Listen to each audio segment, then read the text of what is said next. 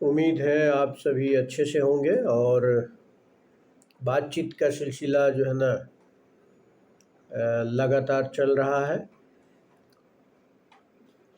हम लोग इसको जारी रखेंगे। जैसे जैसे आपकी दिलचस्पी बनी रहेगी तो हम लोग जारी रखेंगे।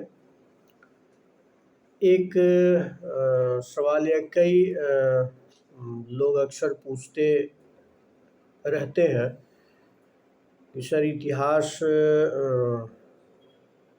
की पढ़ाई किस तरह से होनी चाहिए और आपने कैसे पढ़ा, आपका क्या तरीका है। तो देखिए उसमें शुरू से दो धड़े होते हैं। एक ऐसा धड़ा होता है जो इतिहास को बेकार समझता है, जिसको कहना है कि इतिहास एक मृत प्राय जो है ना सब्जेक्ट है, जिसका कोई मतलब नहीं है, तो इतिहास को उपेक्षित यानी उपेक्षा की दृष्टि से देखता है। और दूसरा है जिसको इतिहास में काफ़ी जो है ना मज़ा आने लगता है, तो वो इतिहास अच्छे से पढ़ता है। इतिहास से सबक लेकर के आप अपने वर्तमान और भविष्य को सुधार सकते हैं। और ये तय है कि इतिहास की गलतियों से आप सबक सीखते हैं या उसकी अच्छाइयों को अपना करके आप आगे बढ़ते हैं। तो इतिहास एक जीवंत विषय है। तो सबसे पहले मैं बात करूं मेरी फेवरेट बुक, जो तैयारी के दौरान यूपीएससी की तैयारी के दौरान जो मेरी फेवरेट इतिहास की बुक रही, वो बिपिन चंद्रा की भारत का स्वतंत्रता संघर्ष, जो हिंदी माध्यम कार्यान्वयन निदेशालय दिल्ली विश्वविद्यालय से प्रकाशित थी। आज भी ये किताब है। हालांकि ये तो नई किताब मैंने खरीदी थी। इसके पीछे भी एक कहानी है। ये क्यों मेरी फेवरेट हुई। मैं 8वीं कक्षा में था, तब कुछ लोग तैयारी करते थे। जैसा कि मैंने बताया है आपको कि मैं ननिहाल में पला बढ़ा हूँ और वहीं पे मेरी आरंभिक शिक्षा दीक्षा हुई। तो वहाँ पे लोग तैयारी करते थे, तो मैं भी देखता था कि कैसे लोग पढ़ रहे हैं, क्या है। कुछ समझ तो उतनी थी नहीं, लेकिन जनरल स्टडीज में, जनरल नॉलेज में मुझे शुरू से रुचि थी। तो वहीं पे 8th क्लास में ये जो है ना किताब मिली थी किसी के द्वारा, और संजोग से घर पे 2-3 दिन पड़ी रह गई। तो मैंने इसको पढ़ना जो है ना शुरू किया, ऐसे ही लेकर के कि देखते हैं कि क्या किया जाए। तो जब आप इसको पढ़ेंगे या फिर जो है ना पढ़ा भी होगा, तो पहला ही जो चैप्टर है 1857 का विद्रोह, तो उसमें जो पहली लाइन लिखी गई है वो आप देखिएगा कि इतनी प्रभावित करती है।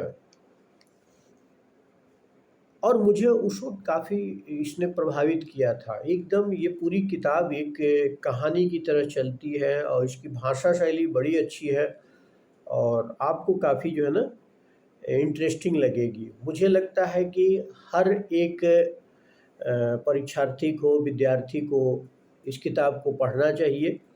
हम लोगों के समय में तो इसको इतिहास का बाइबल कहा जाता था, खासकर जो स्वतंत्रता संग्राम का बाइबल कहा जाता था। उस वक्त लगभग सभी परीक्षार्थी इसको पढ़ते थे। तो 8वीं क्लास में मेरा परिचय पहली बार हुआ। और मैं आपको बता दूं कि इस किताब को करीब अपने छात्र जीवन या तैयारी के समय मिला करके मैंने करीब 100 बार से अधिक पढ़ा होगा। बाद में तो ऐसा हो गया था कि मुझे इसको पढ़ने में 45 मिनट ही लगते थे, क्योंकि ज़्यादातर चीज़ें याद थी, लाइन टू लाइन याद था, तो देखते जाते थे। और इसने मुझे यूपीएससी के मेंस में भी काफ़ी हेल्प किया और प्रीलिम्स के भी कई क्वेश्चन बनाने में हेल्प किया था।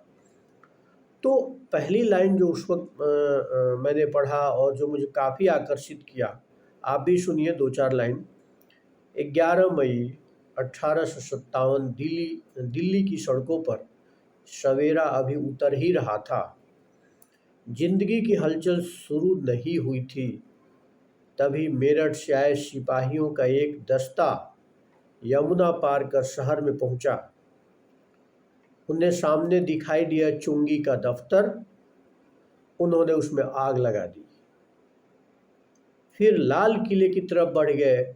इन सिपाहियों ने एक दिन पहले ही मेरठ में अपने अंग्रेज अफसरों का आदेश मानने से इनकार कर दिया था और उनकी हत्या कर दी थी। ये लाइन जो है ना, मतलब काफ़ी प्रभावित करती है जब आप पढ़ेंगे ये शुरुआत। सिपाहियों के शहर में प्रवेश करते ही दिल्ली जैसे नींद से जागी। अच्छी भीड़ इन सिपाहियों के पीछे हो ली। सब रोमांचित थे।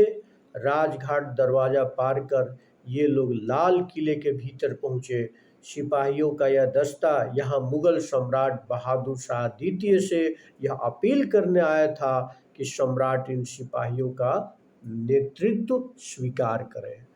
तो इस पुस्तक की शुरुआत इस तरह से होती है कि मुझे उस वक्त काफ़ी जो है ना पसंद आई। अब पूरी किताब मैंने पढ़ लिया, 1 या 2 दिन लगे होंगे। मुझे लगता है, याद आ रहा है कि मैं एक बैठक में पूरी किताब पढ़ लिया था।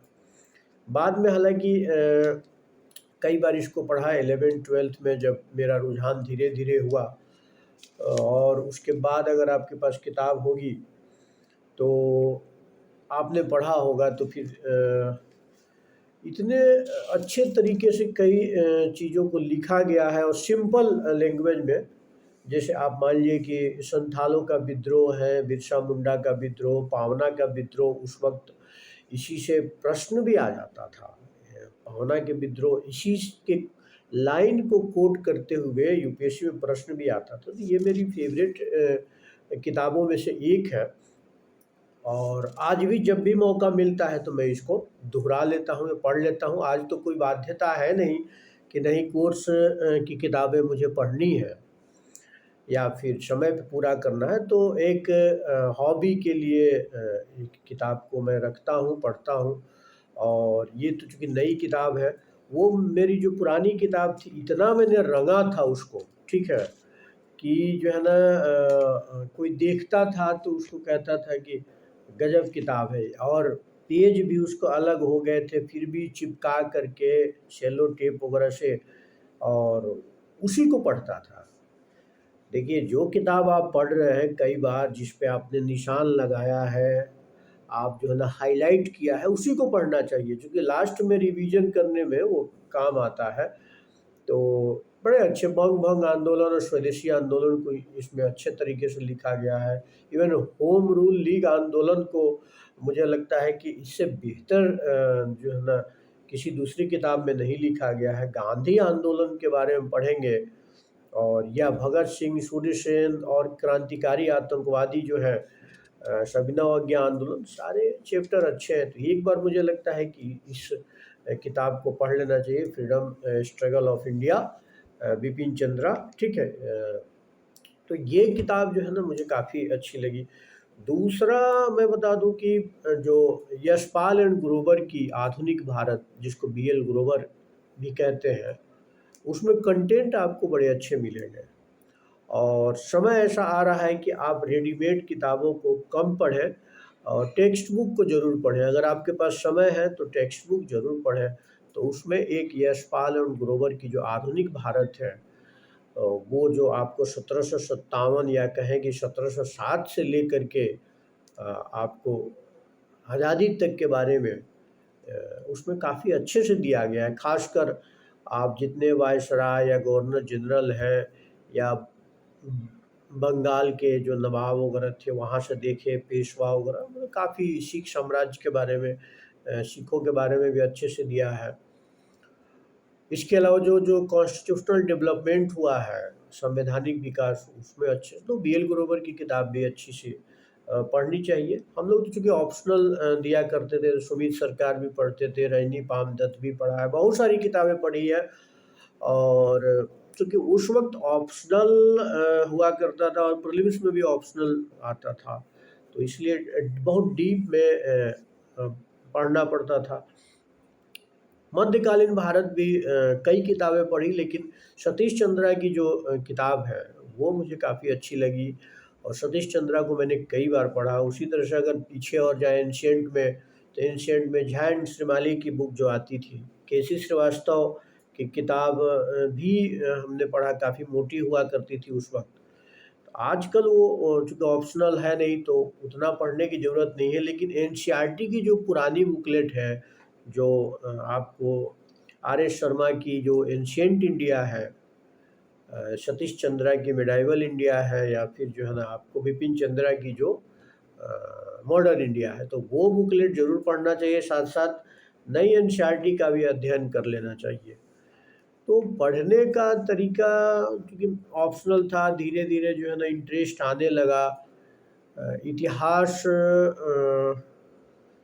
के कई तरीके हैं पढ़ने का। मान लीजिए कि अगर आपका इंटरेस्ट है तो आप अच्छे से पढ़ते हैं, नहीं है तो इंटरेस्ट बनाना पड़ता है। यही एक ऐसा सब्जेक्ट है कि कमरे में बैठ करके बिना किसी सहायता से आप पढ़ सकते हैं, एनालिसिस कर सकते हैं, फैक्ट्स को याद कर सकते हैं। देखिए, फैक्ट्स को याद करने का इतिहास लोगों को बोरिंग क्यों लगता है, कुछ लोगों को, बाकी सबकी तो बात नहीं है, लेकिन कुछ लोगों को लगता है कि वो ये सोचते हैं कि तिथि याद करना पड़ेगा, डेट याद करना पड़ेगा, जबकि ऐसा नहीं है। तिथि तो अपने आप ही याद, आप असहयोग आंदोलन के बारे में पढ़िए, 1920 छोड़ दीजिए, धीरे धीरे अपने आप 1920 याद हो जाएगा। कई बार चूँकि अन्य चीज़ों को आप पढ़ लें उसके बारे में, डेट को बाद में पढ़ें।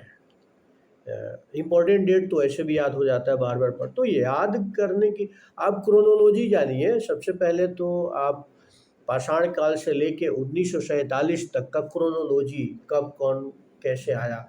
तो जब पाषाण काल से लेके पैलियोलिथिक एज से लेकर के 1947 तक का आप क्रोनोलॉजी जानेंगे तो वो सारी चीज़ें क्लियर हो जाएगी। यही नहीं रहता, शुरू में बच्चों को यही करना चाहिए कि क्रोनोलॉजी जानना चाहिए, और क्रोनोलॉजी आप जान जाएंगे कि किसके बाद क्या हुआ तो सारी चीज़ें बाद में सरल हो जाती है। तो डेट उन पे विशेष ध्यान, डेट तो अपने आप याद हो जाता है, ठीक है। कहानी के रूप में पढ़ना है और उसमें जो टर्म है, नाम है, वो धीरे धीरे याद होते जाएंगे। कई बार पढ़ेंगे, लिखेंगे, सोचेंगे। मैं तो मतलब विजुअलाइज करता था जो इतिहास पढ़ने के दौरान। एक तरह से मेंटल मैपिंग आप बोलते हैं, विजुअलाइज करना, दृश्यों को देखना आंख बंद करके, और थोड़ा सा उसको बढ़ा चढ़ा करके प्रस्तुत करना। जैसे कोई लड़ाई हुई तो बहुत लोग मारे गए तो खून की नदियाँ बही, तो इमेजिन करता था कि खून की नदी कैसे बही, मतलब खून की नदी दिख रही है, लोग मार काट रहे हैं, ठीक है। अलग अलग पात्र क्रिएट करता था अकबर का, आपका जो है ना शेर शाह का, या फिर हुमायूं का, या फिर आप उधर विक्रमादित्य का पात्र क्रिएट करता था। उनके बारे में आंख बंद करके सोचता था कि इनके बारे में क्या क्या लिखा गया, अशोक का। तो इस तरह से बड़ी बड़ी हस्तियां थी जो कह सकते हैं महान व्यक्तित्व है जो इतिहास में, उनको आप विजुअलाइज कीजिएगा तो इनिशियल स्टेज में, बाद में तो सारी चीज़ें आसान हो जाती है, इनिशियल स्टेज में आपको रुचि आने लगेगी। दोस्तों से जिक्र कीजिए, चर्चा कीजिए, और तथ्यों को तो कुछ हद तक समझ करके याद करना पड़ेगा आपको। तो इतिहास एक जो है ना बड़ा इंटरेस्टिंग सब्जेक्ट है, और सबसे बड़ी बात है कि इसमें एक बार आपकी अवधारणा अगर बन गई तो फिर बहुत ज़्यादा बदलाव इसमें नहीं होता है। और मेंस में भी अगर आप लिखते हैं तो इसको आधुनिक काल से ज़रूर जोड़ें, आज के समय से भी जोड़ें। जैसे हड़प्पा की टाउन प्लानिंग है तो आज के टाउन प्लानिंग से भी जोड़ करके उसकी खूबियाँ, उसकी कमियाँ बताएं। कहने का मतलब है ज़रूर जोड़ें, तो इससे क्या होगा कि एक आपके उत्तर में नवाचार होगा और आप अच्छा करेंगे। तो देखिए, क्वेश्चन आया था कि आपने कैसे इतिहास पढ़ा और क्या आपका अप्रोच था, मैंने बताया। और बहुत ज़्यादा किताबें तो चूँकि उस वक़्त ऑप्शनल हुआ करता था, वो भी आईएएस में ऑप्शनल, तो बहुत सारी किताबें तो हम लोगों ने पढ़ी, लेकिन एक किताब को कई बार पढ़ा। अभी आप भले जो है ना ऑब्जेक्टिव क्वेश्चन लगा रहे हैं, लगाइए, घटना चक्र से या किसी अन्य से अलग-अलग प्रोविंशियल सिविल सर्विसेज का जो क्वेश्चन पेपर है उसको बनाइए, यूपीएससी का बनाइए। लेकिन टेक्स्ट बुक को ज़रूर पढ़िए। टेक्स्ट बुक में इंक्लूडिंग नई एनसीईआरटी, पुरानी एनसीईआरटी, आप बिपिन चंद्रा का ये फ्रीडम स्ट्रगल ऑफ इंडिया जो है ना, भारत का स्वतंत्रता संघर्ष, इसको पढ़ सकते हैं। बीएल ग्रोवर की किताब पढ़ें, एनसीईआरटी की तीनों पुरानी बुकलेट पढ़ लें, तो ये इससे आपका काम चलेगा। और बाकी अन्य मटेरियल तो बहुत सारे, आजकल मटेरियल की कमी नहीं है। तो मुझे लगता है कि इतिहास एक जीवंत विषय है और रोचक विषय है। जिसको मज़ा आने लगता है वो बहुत अच्छे से पढ़ता है, और जिसको नहीं आता शुरू में, तो वो भी जो न बताए गए, अभी मैंने बताया कि किस तरह से कहानी के आधार पे आप पढ़ेंगे, डेट वगैरह को नहीं याद करेंगे शुरू में, तो फिर इंटरेस्टिंग लगेगा। तो इतना ही आज के लिए काफ़ी है। आप सभी लोग पढ़ते रहिए। किसी ने कहा कि सर आप बोल भी दिया कीजिए कि कुछ लोग सब्सक्राइब कर लेंगे, तो चलिए ठीक है, सब्सक्राइब कर लीजिए आप लोग।